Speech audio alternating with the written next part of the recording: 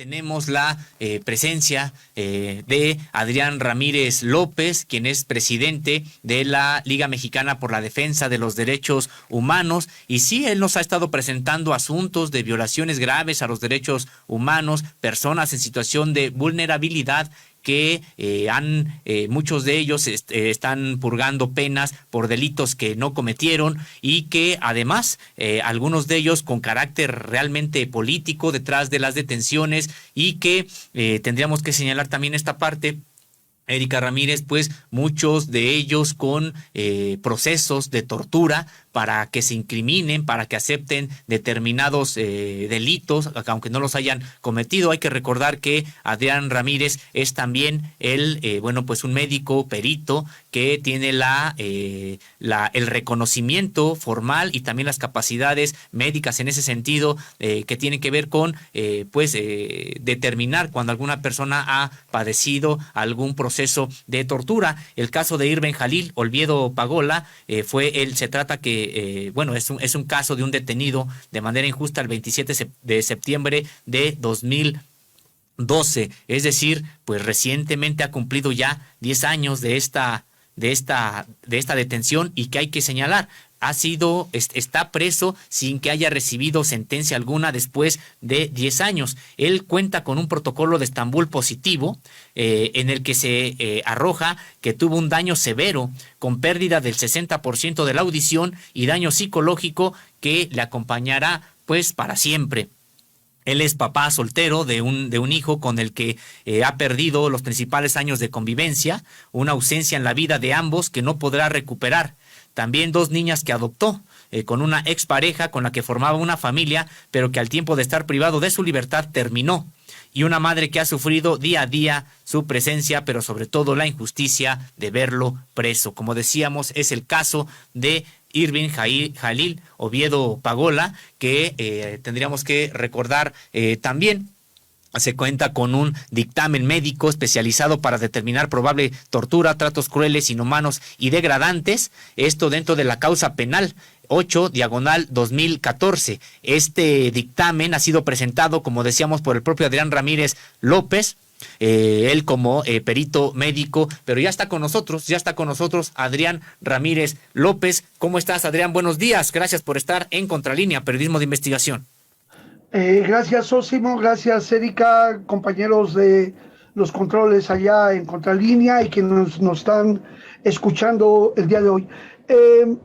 Entre los temas que tenemos, que hay varios que hay que tocar, pero nos gustaría como ir abriendo esta sesión para que aquellos casos de tortura que han ocurrido a lo largo y ancho de nuestro país vayan teniendo un espacio y que a través de estos casos vayamos también reflexionando sobre la necesidad de mejorar los mecanismos para la investigación de la tortura, pero sobre todo para evitar la impunidad.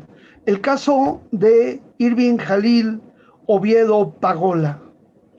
Él es un joven que tiene ahora ya 10 años de estar preso en el penal de San Miguel el Alto, allá en Querétaro. Un día 27 a él lo detienen sobre la base de detenciones de otras personas que fueron víctimas de tortura y entonces a él lo hacen llegar a un hotel donde previamente había sido torturado una persona de nombre Jacinto y lo llevan a ahí mismo en ese hotel comienza la tortura y después lo van a llevar a distintos lugares donde es sometido a este tipo de tratos. Un dato relevante mayor, nosotros estamos ahora trabajando sobre un modelo de investigación de la tortura que no solamente aplique el protocolo de Estambul, y que para aplicar el protocolo de Estambul correctamente se vale de este instrumento que hemos dado en llamar criterios mayores y menores para acreditar la tortura. Y entre ellos, por ejemplo, esta detención que ocurre fruto de una llamada y de un aparente hecho fortuito cuando se detiene a la persona y esta presenta lesiones más allá de la necesidad del uso de la fuerza. O sea, hay que entender que los agentes del Estado pueden utilizar la fuerza, pero ese uso de la fuerza ya está normado por la ley y a partir de 2019 hay una ley para el uso de la fuerza y entonces va dando diferentes niveles para usar la fuerza. Aquí un dato importante es que nunca se puede determinar que la tortura sea un método legal en el uso de la fuerza y que, por ejemplo, los golpes que se llaman telefonazo, estos golpes donde se pegan los oídos fuertemente y produce la ruptura de la membrana del tímpano por lo que se llama un barotraumatismo, es de las lesiones que nosotros llamamos patognomónicas, es decir, lesiones inequívocas relacionadas con la tortura. Y solo hay un diagnóstico diferencial con ellas. Ese diagnóstico diferencial sería una infección del oído medio que viene antecedido por una afectación de la garganta que ataca el oído medio y produce una infección que se llama otitis media supurada. En este caso no hay una otitis media supurada y llama la atención que posterior a la detención él presenta este mecanismo y presenta afectación y pierde la audición y que lamentablemente por las cuestiones de la pandemia no le han reparado quirúrgicamente. Ya hoy tiene él un aparato auditivo, pero no le han hecho la corrección quirúrgica y desde aquí pedimos a las autoridades del estado de Querétaro que agilicen el asunto para que se le brinde la atención y la corrección quirúrgica de la membrana del tímpano de Irving Jalil. Además hay otra serie de irregularidades porque a mí me tocó examinar no solamente a Irving Jalil, sino a otras personas más, de las cuales hay un tema dramático a 10 años de distancia. El señor Raúl y su esposa Mireya mueren en prisión, ambos el año pasado, uno el año pasado, el otro señor este año. La señora Mireya pierde la vida como consecuencia de las afectaciones crónicas que le derivaron de los actos de tortura al momento de su detención.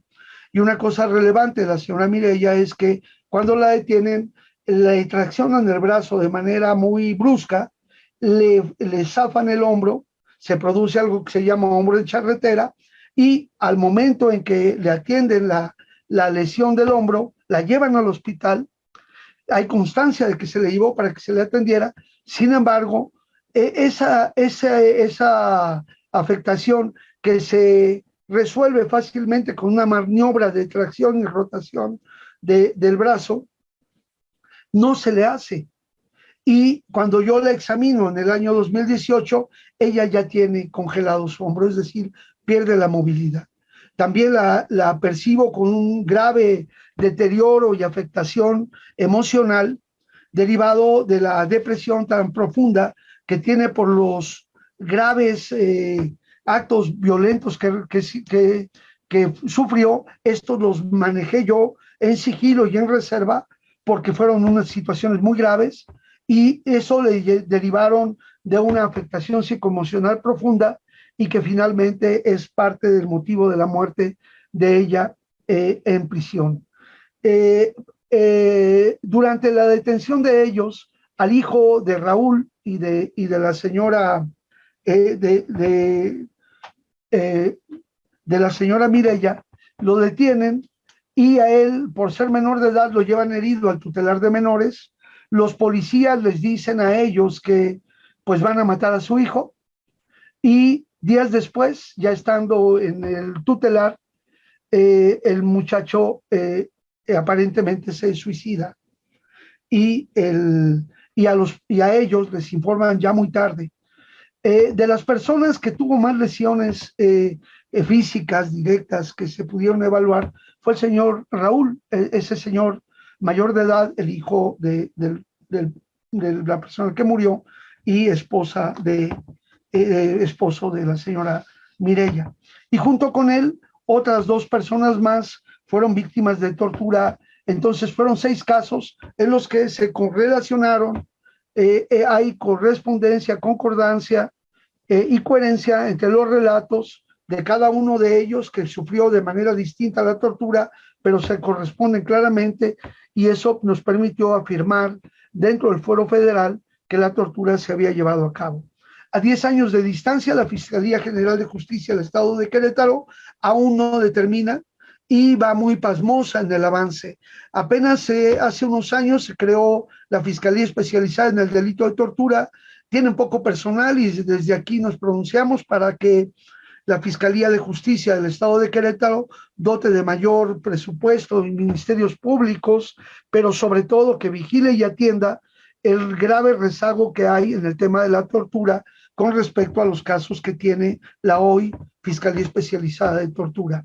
De la misma manera, la Defensoría de Derechos Humanos del Estado de Querétaro, con esta nueva administración estamos notando que hay un interés por atender el caso, por hacerlo avanzar. Sin embargo, nos preocupa que a 10 años de distancia todavía no se emite una recomendación para él y para los demás coacusados. Creemos que también la Defensoría Pública tiene un papel muy importante que debe fortalecerse allá en el Estado para que se capacite en la manera de asistencia jurídica legal efectiva ante el tema de la tortura, pero sobre todo, son jueces y magistrados los que tienen que valorar debidamente estas situaciones para poder determinar la tortura, puesto que habiendo incluso dictámenes periciales elaborados por peritos independientes con una capacidad probada alta, muchas veces la prueba se descalifica tomando en cuenta que el juez es el perito de peritos y tiene la última palabra, pero hay que recordar también que al menos en la carrera de derecho, los jueces, los abogados, la materia de medicina forense es una materia optativa que se lleva solo en un semestre, es decir, hay abogados que pueden cursar la materia o no, y de esa carga curricular de la materia de tortura,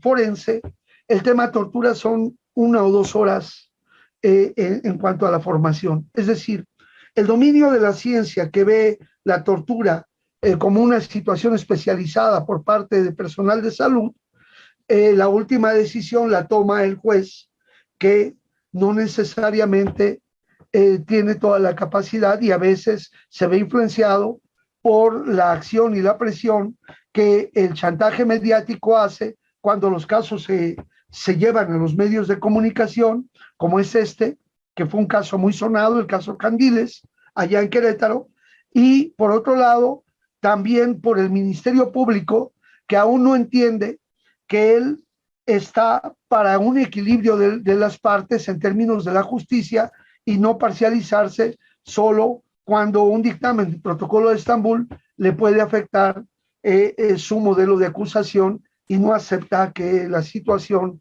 se corrija. Hay mucho que hacer, pero desde aquí le mandamos a la señora Marisela Pagola, que está en Mexicali, que tiene ya varios años que no puede ver a su hijo, para decirle que pues estamos luchando, y a las autoridades del gobierno del estado de Querétaro, pues decirles que en este gobierno que acaba de cumplir un año, tienen la posibilidad de lograr erradicar la impunidad en materia de la tortura. No son muchos casos los que hay en tortura de Querétaro, son menos de un 100, al menos los que sabemos, de los cuales alrededor de 35 la Liga Mexicana por la Defensa de los Derechos Humanos está documentando. Pues eso es el comentario. Para sus preguntas, Sósimo, Erika y quienes nos están viendo en la transmisión en vivo. Son terribles los hechos que narras o que se narra en este dictamen médico especializado para determinar la probable tortura, tratos crueles, inhumanos y degradantes de Irving Jail Oviedo Pagola. A mí me gustaría que nos comentaras qué lleva a esta persona ante las autoridades y obviamente no se está justificando ningún tipo de maltrato. Y sí, han avanzado en algo estas investigaciones, este protocolo de Estambul que ya se hizo. Bueno, comentar, Erika, el protocolo, por ejemplo, se tuvo que ratificar en el Foro Común también. Afortunadamente, también de parte de la LIMED, nuestra colega psicóloga Citlali Maya presenta un protocolo ante el Foro Común, que fue ya ratificado, y que pensamos que hay receptividad por parte del juzgado. Ha estado atento para buscar pues como corregir una serie de situaciones y espero que esto pueda beneficiar. Irving Jalil Oviedo Pagola es un joven que vive en Mexicali, viene para acá a tratarse situaciones de carácter médico y entra a trabajar en un restaurante de cortes y demás. Y el hecho que lo vincula a él a esta acusación es que él fue llevado por parte de su patrón a, a, a, a hacer un arrendamiento de una casa. Su patrón pues le supedita, hay una relación supeditada y entonces él acepta y presenta su identificación, hace el contrato de esa casa y él vive con su pareja en otro lado, pero va de tanto en tanto allí a la casa y a él en esa casa la vinculan a hechos delictivos de un grupo delincuencial.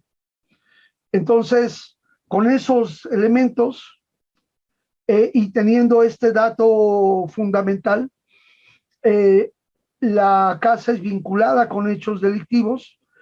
Hay una serie de consideraciones en ese sentido y a través de la tortura, pues se va cuadrando también la presunta participación de Irving Jalil. Ahí no lo detienen en flagrancia de ningún delito, sino que detienen a otra persona, al señor Jacinto, que él va manejando un auto que el patrón común de ellos le había dado para su transporte. El señor Jacinto no vive ahí, va ocasionalmente, él se dedica a vender cintos en las ferias y jaripeos y cosas de este tipo.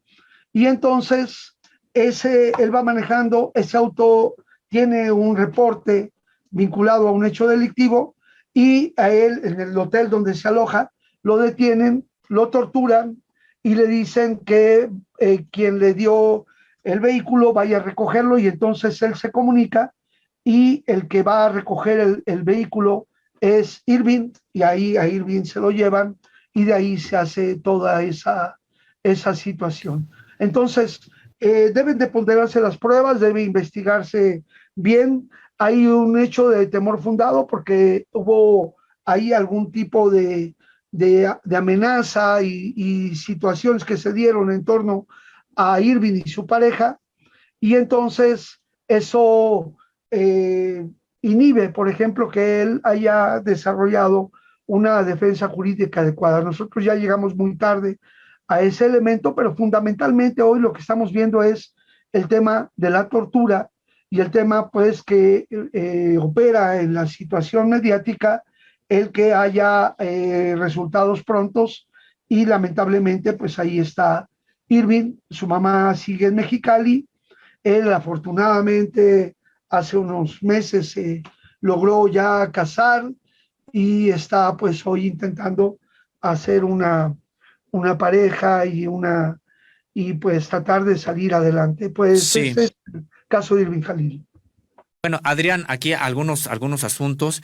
Primero, ¿cuál es el delito por el que se le acusa? Y segunda, y en una segunda situación, más allá de que ninguna persona tendría que ser torturada o ser sometida a este tipo de procesos, pues saber si es que Irving está involucrado en la comisión de algún delito. Digo, esto dejando a salvo el que nadie tendría que ser sometido a procesos de tortura, porque estaríamos hablando de dos momentos o dos asuntos. Uno, si es que, bueno, pues hay una persona que hubiera cometido algún delito y que en la comisión de ese delito autoridades abusaron de su poder y lo torturaron, pero tendría en tal caso, pues sí, más allá de lo que se considera del debido proceso, pues purgar alguna pena por la comisión de algún delito que él en el que haya incurrido, eso por un lado, y por otro, si es que no cometió delito alguno, o sea, tener claridad sobre esta situación. Bien, bueno, mira, él se declara inocente, Sosimo, qué bueno que lo preguntas. Él se declara inocente, él reconoce concretamente la conducta que cometió y esa conducta no necesariamente lo va a vincular a los hechos. Sin embargo, con las medidas que hay sobre los temas de delincuencia organizada y la vinculación a delitos de alto impacto como es el secuestro agravado, eso complica la situación de Irving y hace muy difícil una defensa adecuada porque recordemos que este tipo de delitos, este marco jurídico de excepción que da el derecho penal del enemigo, favorece que se pueda detener y someter a procedimiento a una persona sin que haya todos los elementos, tan solo pretextando que se trata de un grupo de delincuencia organizada, que hay grupos ahí vinculados en ese sentido y por lo tanto dificulta mucho la defensa jurídica. Varios de los coacusados han salido ya libres en el fuero federal. Pensamos que también el fuero federal pueda determinar la libertad de Irving. Sin embargo, los delitos que hay en el fuero común dificultan su proceso y entonces hay ese elemento, ese dato de prueba, es la única prueba que hay, pero las otras pruebas son derivadas de la tortura.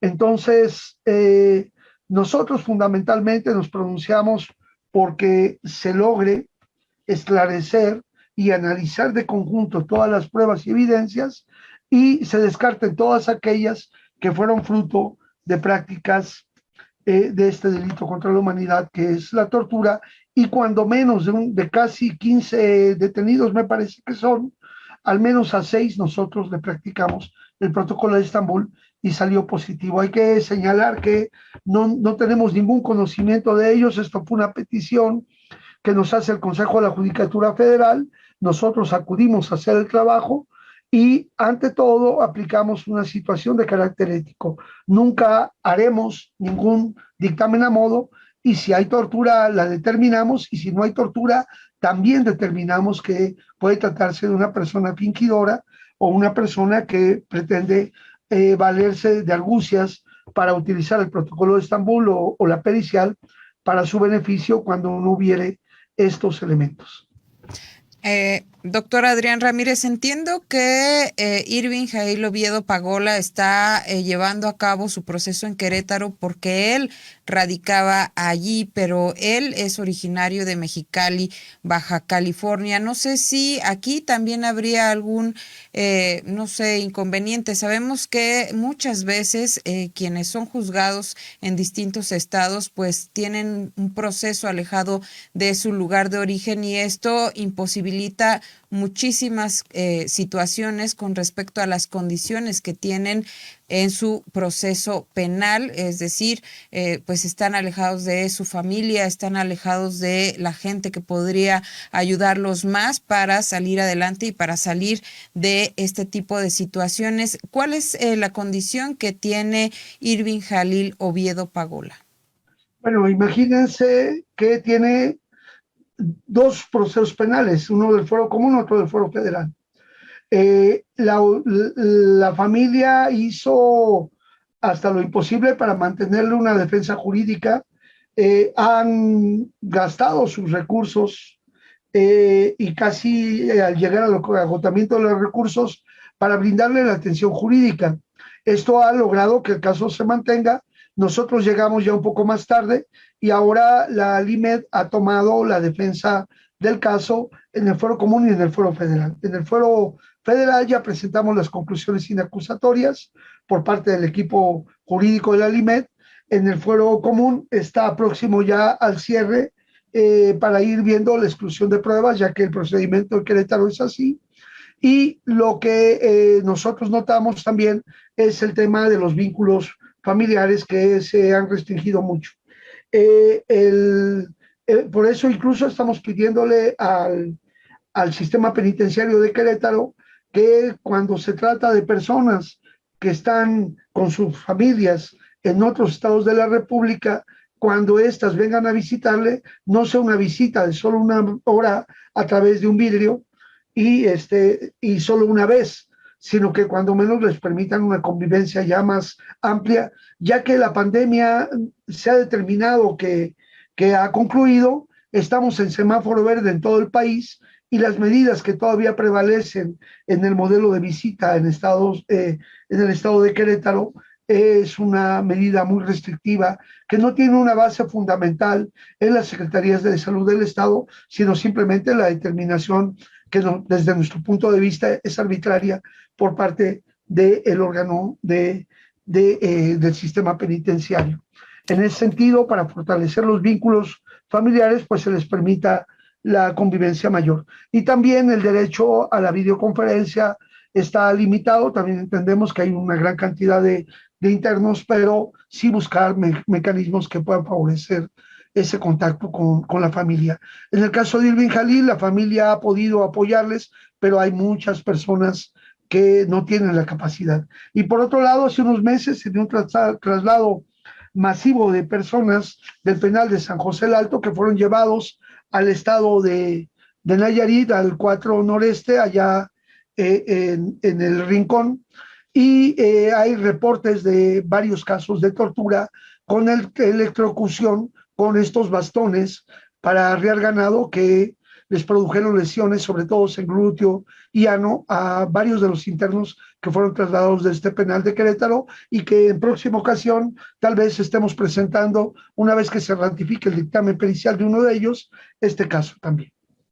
Pues Adrián, pues muchas gracias por estos casos que nos presentas. En el caso de Irving, esperemos que se deslinden las responsabilidades en el sentido de que, como bien comentas, las pruebas que se han obtenido mediante este método criminal de la tortura, pues sean desechadas y aquellas que se han recabado mediante los métodos que prevé la ley, aquellos que son legales y todo, pues también se pueda determinar lo que sea justo, el acceso a la verdad y también a la justicia en estos casos. Pues muchas gracias, Adrián Ramírez. Es un gusto siempre platicar sobre estos casos que son, pues, dolorosos, pero es importante que la sociedad los conozca y que tienen que ver con los derechos humanos. Sí, quiero despedirme diciendo que hay una fórmula especial. La fórmula es 0 tortura, 0 impunidad, es igual a derechos humanos. Y esa fórmula hay que aplicarla. Y así como hay un programa de 0 impunidad por parte del gobierno federal, también haya 0 impunidad para la tortura. Gracias.